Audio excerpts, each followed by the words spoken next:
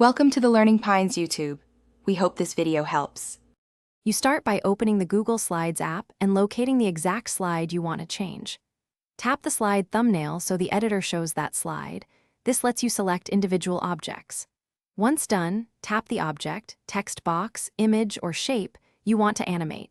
Make sure the object is highlighted and editable because animations attach to specific elements rather than the whole slide. This ensures precise control when you add or preview transitions. Now you add the movement. Tap the three-dot menu or the format icon and choose animation. Select slide transition if you want the whole slide to move or object animation for individual elements. Pick an animation style, fade, slide, or dissolve, and then adjust duration and direction to control pacing. Make sure to set the start trigger. On tap gives you manual control after previous chain's animations. This combination controls flow and keeps your finish by previewing. Tap play to watch the slide with transitions in sequence and make timing tweaks until it feels natural. Once satisfied, exit. Google Slides autosave so your changes are preserved to the cloud.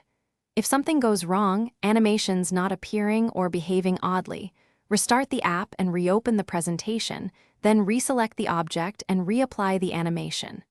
If problems persist, make a copy of the slide and rebuild the animations there to isolate the issue. Thanks for watching. Consider subscribing if we helped you.